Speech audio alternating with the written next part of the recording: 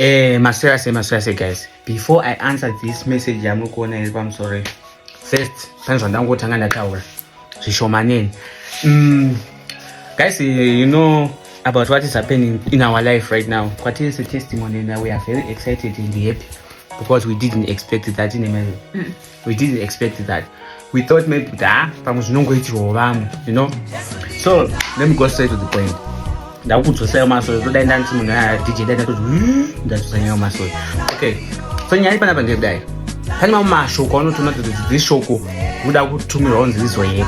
That funny message I'm going to comment there shop. Sometimes it's much easier to the trace of my inbox. And this person I'm going to I got to cope with I can't I told nothing. I got to look. It was in the one we're getting Shanda now. And got to Batka now. I mean for the wife. So I got to cope. So I won't cope on the paste.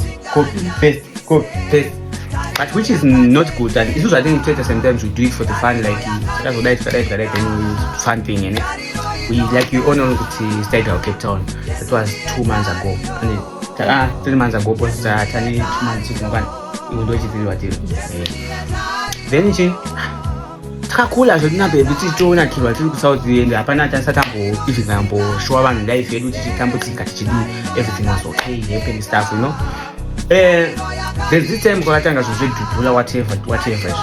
Actually we came here before tichifamba nhodzi mapera December tikazodzokera December iyoyo zvaramba tikadzoka futi February I think pera kwaFebruary tatadzoka tatagara kuno 3 months nhodzi mapepa dzadzaita. So we love the way atakagara kuno kuZimbabwe tikaifara but takoti wow tatadzokera edu kwedu kwakatajaira pepa tagara ipapo tasenda kutombosati madam ani pamuye tazotanga tozviona ani kutanga kuti nachadye munhu achadai then we find out she's pregnant now. Then I was so happy with that day here and so I can't go and say grab picture my screenshot my picture my pic my pregnant test. I was very excited. Then here comes Papa Patanga to $2 and I was very scared. Kuti ndichikudza umwe wangu kuti pe ngatidzokera kuZimbabwe ndaitya kuti I don't know kuti anjazvitora sei, you know, because ndaitya because kwaye vanhu vaiurayiwa muzvipatara. Saka ndantoni dzimwe hama dzanga ndatomboviga dzaiurayiwa muzvipatara vatongoita chirani silly thing then you find out kwaye nyanya kuchisira. So iye aitozvifunga. So there's day anangozvimeshena so amene kwakaitika chima andikati abe kuZimbabwe kuri nani thank God ndaitosvika ndokudza use achidzokera kumusha ndikati hatina kana mari ende taisa kana randi muomwe medu then akati pedi totonozvionera ikoko matangiro atakamboita chivata mutoilet tiri kuno tongodzokera ikoko tongoita the same thing takangoagria if you say so baby because ndee nitotyira wewe no let's go baby. Do you believe kuti takangopanda kamari kungotsvaka kamari ketransport kavu katiwanika mota yatakava nayo munhu anga nechikwereti chedu tatangotopa kashomawo papo then we came takuda kuuya mani takafunga saka totakura chii kosa tatochadzozeta kumabhegi tokonati hatisina hatana mari kai kusvika kumba kwati kuno tinotenga chikafu hatini ende kuno kuti atatotsvagisa vanhu imba aisatirakukare kuno kuti atatotsvagisa vanhu imba, you know. Tichingoti atoenda then tichisvika kunoku tatazvibvunza sati kuenda tine chii zati since mabhegi edu angokwana zvihembe zveduwo zvinochinja hembe dzajuju ne1 blanket neblanket ramukoma wangu is fine handi takadaro tasvika kunoku hatina kana poto hatina kana chii kana spoon kana chii mari yaive mumwe medu it was $20 then takati imba yatsvagiwa imba yekuda kutonobhadhara mangwanazvo takatsvaga plan tikaiwana imba yaifamba 2 rooms tikatsvaga plan but zvinoza zvinoita fake so vatoti titora maroom ayo because he has nothing at that time ngati no baby ko tane masofa chichi ukatoseka baby tane masofa zvarini that's why I asked masofa dari ndikatongoza ngatoti zvarini so ndaida kutora maroom zvidiki zvangopesana ngoti chongoita kudikirwa chongoita zvitopera because we had nothing in this space yaive munomu ndaichinyasoona kuti it's not gonna happen. So papa letoti takaita mari bhegi totenga makava zvevhara masofa zvese mari mwana ngatoziya. So this happened. So this happened tamaplan tikaona kamari takatomuvha tatanga kutozvivatira pasi then takapindawo pachallenge yatakapindana nayo yaive serious toti yanga isingatoite utoti takatoluza zvakawandisa in few minutes but asina chinhu baba takaluza faith chaiyo yekurarama chaiyo tese because we didn't understand kwete kuti mupama musina ufu kana kuti no pakani pane zvinhu zvakaitika that is personal so ndo pandakauya papa ndichiita video raya ndakabatikana ndichiti nangu aitingi pamwe ndamboenda kurehab ndikandogara pane vamwe maybe zvinoita okay asi nekuda kwaMwari vanhu vakauya vakandikanzela vakandipa munamato vachidi you know madam havachisipa madam vamboenda kuti mbonochekwa but she was not okay musi papa ndatoti ndangoita ukavlog ndaita kavlog kangu handichazoenda itoita nezvemusingashowi mumba. Then there's another my brother, you know, from this social media. Kune vamwe ma content creator, ma celebrity mahombe asingatomboganza ndofoona kuseri kunitozotoka. What do I you know? Then he was like, no, Tandaza, why you poster ngati no ndizinteka ende andakotezva ndakakona kaisa vlog so. Tungotora vlog karemba ngati amuna chinu. Sikuti iwe ikoita ndozviripo. Ende ndakabva ndatonga kuti do uyo phones atiziya amadzinge chiona ma fake life attention machenda kudzibadza mama content creator chididi chitora ma video kuti chombono haya zvimba zvongonotora ma video dangoti sasekwe ngati vari uya kuti ndaza afa kutotanga kuda tourayana zitaiwa isisuda changu chakati apa kunanga chini ngangoshowa then I take my vlog nichimuka chichi explaining whatever maidu mataiva tamuri ground my bed zvakangotrikana and stuff then people was like touched what we win in that video. Then a lot of people start to support. Vanotuka they start saying kupenda.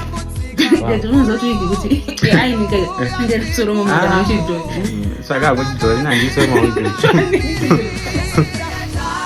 Then she a lot of people start saying matanga kupema ka makutedza nanyatsi kupema. Makutedza. Ngangwe I don't know. Was trying kupema kandi ndota ndakashaiwa bozi. We didn't even do kupema ndambofuna ndawa ndichikumbira that time. Ndangoshowa life yangu zvaivi. Maybe nanyatsa sho you don't remember. Ndangoshowa life yangu zvaivi. Vakaposta nembinga udoti ngatibatsire. So it's like maybe ukanzibatsira ungwapema. But manje ndinoita manje guys mangwana dambudziko roitika kwauri. Ngoda kubetserwa. Isusu manje kunisei kuti wapema bote ndicho satakabvaniko. Ili ndotona mwana ndobatsira pasina kamera kutoti ndikuona kuti haasi kupema but akutambura kuda help. I think those nonga same people are not help pa social media. They help because vanenge vatona kuti these kids they need, they are not asking but vari kutoda unotoona kuti nazi kukumbira zvake but aikwanisa kukumbira aitongokumbira.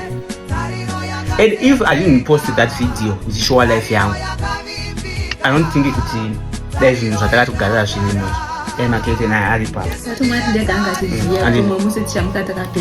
Dai vananyatsi vakada kupretenda life pamwe dai vasitori pavari izvezvo but sometimes it's good kuti ushowe life yako munhu than kupretenda because a lot of people they are faking life. So inini kana akochiona ngati inenge siri uye trace yedu masocial life kuda kusakuratidza because of makomenti akadaiwa but izvezvi manje chinoitika ndechekuti chero wakamakanda sei ndakagarira sofa rangu sometimes yakuti hatina kupema sometimes kwatizva kutotitira fun and we are atende zvokutodaro because tongota but uyu manje ndaziva kuti uyu mumwe wedu wesocial media yedu angongopesta angonofresh account chake ngoti ari kutsvaga chi. But be careful because uchakava dashkaga uchifungidza kuti ukuda kuti uyobva warijambisa mangwana kanamba miri mane efirijo nekitchen nicho ukanyara. So any guys I want to appreciate you. Kune vese vari kusupporta zvinhu zvese zvatinoita. Kune vese vari kuisa help mukati melife yedu. Guys handikunyepera kana kukuvanzirai. Inini I'm not gonna pretend anymore because life yangu isima kutoiziva is open. We are needed. We are still in need of a lot of things. So basa chaivo mabasa machii mba muno hamusati matokwana hamuna kana chini izvo so zvotodaenda nefili nyamwe ndikaona kabasa kuti munhu anoda kutopushwa unonzi ati ndongokupa hangu nonzi makeji akati enyama ndoenda ndichimhanya but zvinizvo tikutozvida. We need a lot of things mba muno sai inini handingakwanise kuti ndotya kuti no there's a people they gonna bully me saka munhu nda offer something ndoti guys I will run and I will run. Vamwe vacho ndovanonga vachitonomira mastreets vachitokumbira kuti ndipeiwo. Saka sometimes vanhu tinozvidonhedzera pasi nekutojaja munhu anenge asine katoti ndiye aina nacho sometimes vanhu tinozvidonhedzera pasi nekuda kwokujaja zvinhu zvatinenge tisingazivi. Kuti isusu hatinambofera even nyamwe zvinhu zvaitombotiomera zvisingaiti even tsiko yese chaiko, but hatambofera tamboya pasocial media because taitya. Takaona the way yakajajwa vamwe vedu family yedu anyanyati tikatya uriwo tanga kunzi atanga kudai azodai. But chandakazodzidza manje when they start to help me, I start to feel like so ndokupema kwacho ndinenge chauko because inini ndichitoda chinhu ende ndikachipiwa ndimbozochirambe ndoda kuti uchati ndapema ende ndoenda ndichimhanya zvokutoti iwo wanyora message izvo nditori need of data and I hope ndapitira futi that comment kana uchitoda report chairo because ndikurida handina basa randikuenda ini. So ukanditi tu inini hangu let me pema inini kana kuri kokupema kwacho guys, I'll keep on paying and do zvanaka and I'll keep on showing my life nemudzimai wangu kusvika zvanaka kusvika amen content tichikupai mavlog tichikupai. We are happy kuti takaonewawo. We are so appreciate kuti kune vanhu vakatoona kuti zvakadai. There's a people vakatoda kungouya vachida kushandisa maadvantage. There's a people vakatouya vachida kutouya vakatouya nemwoyo kutoti vamwe pamwe vachatouya. So mulife kune mumwe anogona nguva kuzodestroy, kune mumwe anogona nguva kuzovaka. But for now handisati ndaona hangu avaya kuzotiputsa kunze kwemakomment. Makomment unogona ndati ndakaona imwe comment ichinzi dai zvikazvara chimwana chakafa, ndikati Jesu, is it a human being writing this comment or is AI? Asi ndakazvidza kuti Mwari, no matter what they say, no matter what they think, there's also people vanotonamata vachingoti izvi mucomment section. Mwari dai mablessa vana vanotega mbinga dzese. Anozoya paitosega majunior vachitaura kuti hamba medu manani masahapendi nechiti vanhu vese vakatanga kutega vati vanotarisa ndimasaa kuti mupendere vana imba. Because some people they pray kuti tive nazvo, some people they pray kuti tilose, but there's only one munhu atinonamata aikumsoro. So no matter iwe nyamuka ndoroya sei pacho guys unoona ndikaposta vanhu vakawanda vaibvunza chairegera kuti answer inyaya kuti vanhu mune maanswers enyame muchida takasakupai iwayo takakupai chokwadi mato against. Saka pane video ratikaita tichitaura technology chichi vakawanda venyu maibvunza kuti guys pamba penyu here mautombobvunzana pachenyu mega maona tisati kudaira then totazokuzivisa kuti ayo technology makuti atiloje tikuda kuvakirwa. Pane vedhira makambonzwa kuda kuvakirwa here baba? Hapana. But tisani kana ari pada kuti vakira, get in touch with us. But nyamwe tikada kuvakirwa kwacho tovakirwa paise tine stand. Panoitwa maplans. Okay. Because kata vazivisa ora technology vari kuzvipikisa. Nyamwe tikada kupema imba kwacho. Technology akana kuti ndepeni patakaona rini kupi. Isusu we never come next tikatombokuratidza kuti guys tazotenga stand up because hapana kwataishanda ina kuna kwataiwana mari kutenga stand but takaita zvatinokwanisa kuti kuafford. Asi ivi manje don't ask something une already answer zvinobhowa because iwe kundibvunza chinhu ndikakupindura une answer kudhara. Saka what is use kundibvunza? But kana aripo ada kuti vakira timbomira kupema man. Timbomira kupema tozvangu chimodzo changu chisina shuga usiyana nokudza vanhu vakauya pana chimodzo. Aiwa ndakuudza kuti enda unokumbira shuga kwako ende ndakatotaura pavidhiyo ukagwarika kutoina kumbira shuga wakubika chimodzo chakawanda. Amene waifungidza kuti ndiri andije munonzi motiti mbiriso here tsvaga basa shamwari utenge shuga tichatsvaga.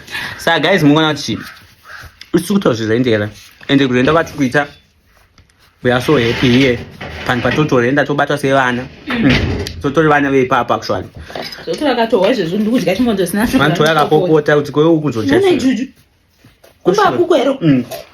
So you know what I want apa ngachitsukirire one udzinyo tasengo watongochija wega kana it's not like that it's una guys is manakira ita chimodzo ichi munhu obika chimodzo chakanaka kudai chisina shuga aiwe musadaro so alright moti dzinga muna mba macho shotapira ne tinopiwa shuga wewe then toisa tito toanza shuga mtini andinoza kuti tina ndona nai so chete sediko pochimodzo chinonywa neti. So guys, what like I was saying, it's toto zvenza ende pana patobatwa sevanhu. But tofunga you never see us tomboti tine kumusha because ndiseinangu ni kumusha kwati ndokwangandisira. Saka ndozvo maifa ngofunga kuti wale kuti tandasa. Mbauza kuti atisipamba pa hama yangu atisipamba pa hama ya we are just kana tukurenda because like vakunga mwana shanga funga saka mukiwana sema robhataziza kune vamwana vanotobatikana kusema vakatopinza nkomeso kusema kanorenda kumushadha kurenda maharare isusu takakunoku because munoda content chi amebhanda nasegroup band maneta nezvekuti tenchingokisana tiriri saka tine strategy yedu saka maharare hazvitibudire and muharare macho isusu resu tinogara mu1 room izvoti dai masofa edu ari pai but kunokumusha kwakachipa no dai takada kunogara kuharare taitosaka pamba pakati nakiyani for the people, for you. Then isusu zvisirikana kuti batani muzadzimba kuno kudzakachipa isusu pamwe rent yatobhadhara 2 rooms dzinonzika kwarara nobhadhara 1 room uzotenga futi mvura uchidi imi sati darling tatozvisvati masofa detemesa aibva kupi aibva kupi bote tatofeka life kudhara anga asina kwaitombouya achibva. So guys, what I'm trying to say ndechekuti zvatoenzwa yatodeuka yakatodeuka saka tichatongoramba tichitongodaro ndo chatoita life yakatodeuka ichatorereka ipapa pane something mpuzinodyika paakasungirwa ameno ichitatakanonge takasungirwa panapa saka ndokwatofana kudya napo ndokwatofana kudya napo guys. Saka muona nyaya iripo magazine anowanza mafanisi sometimes asi the truth is business. Takauya panapa takangosvika zvototi isusu imba inoipa takatonzi imba iyo takaitsvagirwa nagogo vedu atakati apa so takatoishora but takazoona kuti vanhu vacho vanhu vakadii and also tikabva tazofunga bhajeti yeumwe yedu tikati aiwe tikati ngatidzikame imba yese kana yadhesi inokwanisa kurenda because kwakachipa tikati ngatidzikame then tikabva tazvidzikamira tatazvigara pamba pedu zvotodai musina kutombobvira takatozviudza kuti hatife takabudisa mumba medu chero zvikaita sei aindiumane zvinhu. That was our agreement. Aindiu ndazoisa vlog madam masuku wamusha ndatopowo advice nevamwe veduwo kuti since uri wega wadi kumboita kumavlog ako ende ndakakona kuti unogona kucleana ungozvitira mavlog zvidaidai ndikatodaro chiona ikwati yasvika inangu kupemaka but in another way takatoshanda and we appreciate everyone. So todangotenda nerudo rwenyu ava vanogara achituka please musazotenwe mwoyo kana kutenwa wafungwa nemunhu achataura zvinhu zvakaipa kana kudii. Isusu life yedu ndiyo, imba yedu ndiyo for now. Asati ani pedu panonzi pedu tikazopa one we told you guys kana stand chataitenga tokoti guys atenga stand chasara kuvako but for now yeah and thank you so much. Keep on loving and support. Malawi train akuwezerei. Amen.